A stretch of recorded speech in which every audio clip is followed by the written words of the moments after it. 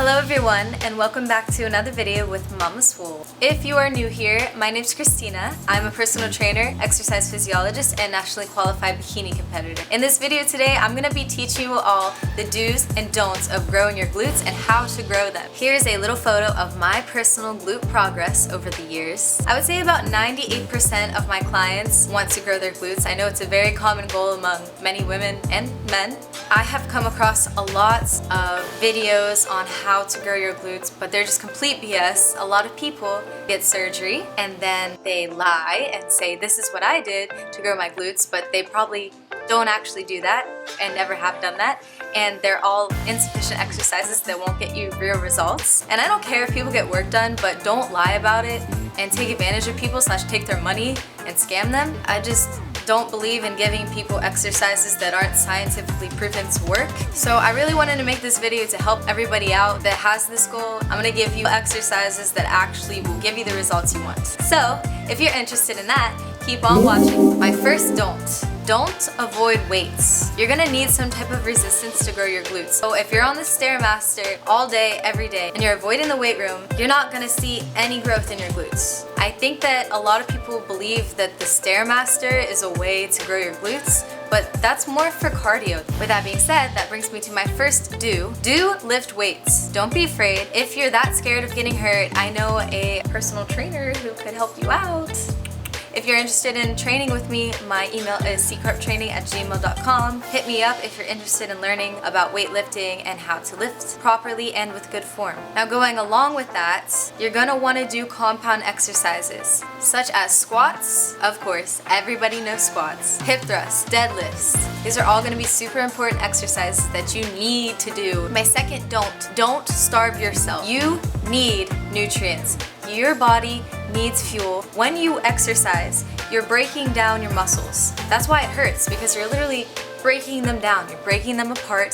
So you need food to build them back up, to repair them. If you're starving yourself, or if you're not eating carbs or cutting certain food groups out, that's gonna really hinder your progress. Instead, my second do is do eat in a caloric surplus, which means that you're consuming more calories than you're burning. And that scares a lot of people. Being a caloric surplus doesn't mean you have to gain a bunch of weight all at once. Being in a caloric surplus means you can build muscle, but you have to eat correctly. Make sure you're getting enough protein in. Protein's gonna be an important factor in building your muscle. There are plenty of different recommendations for protein, but one you could try is about 1 gram per kilogram of body weight. That's just kind of a general guideline. It could be different for everybody, so try different levels of protein consistently. Find out what works best for you. If you're worried about gaining weight from eating in a caloric surplus and you're more focused on weight loss, then I would recommend focusing on one goal at a time. Think about what's more important. Is growing and building muscle more important for you right now, or is weight loss more important for you right now?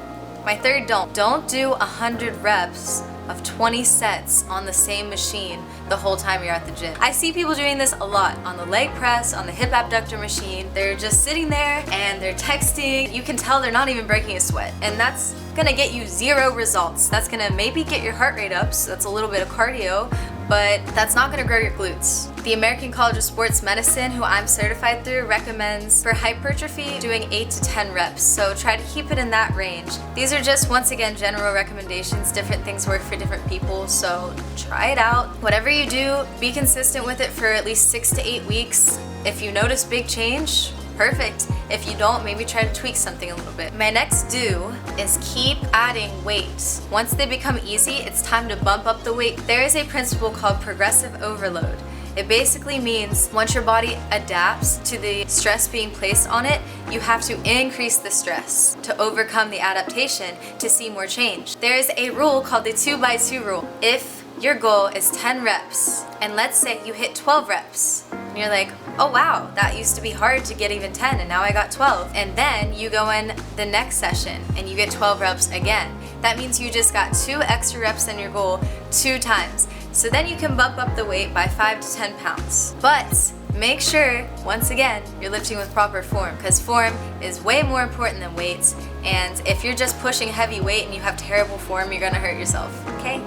Don't do that. My next do is be consistent. Once you're a little bit more advanced, once you've been training for a couple months or years, and your goal is to grow the glutes, I would say try to hit them at least 2 to 3 times a week because you really want to focus on them. My next don't is don't only do squats, especially bodyweight squats, because like I said, you need resistance. There are plenty of other exercises for legs that are going to build your muscle, and I think squats are kind of overhyped. Those are not the only exercise you have to do. And speaking of this, my next do is definitely do isolation movements and different movements. So the anatomy of the glutes is the glute medius, the glute maximus, and the glute minimus. Each of these muscles perform a specific action. So the gluteus maximus, that's the biggest muscle, this one right here. Its action is external rotation and extension of the hip. So when you're standing up from a squat, when you're hip thrusting, your hips are going forward.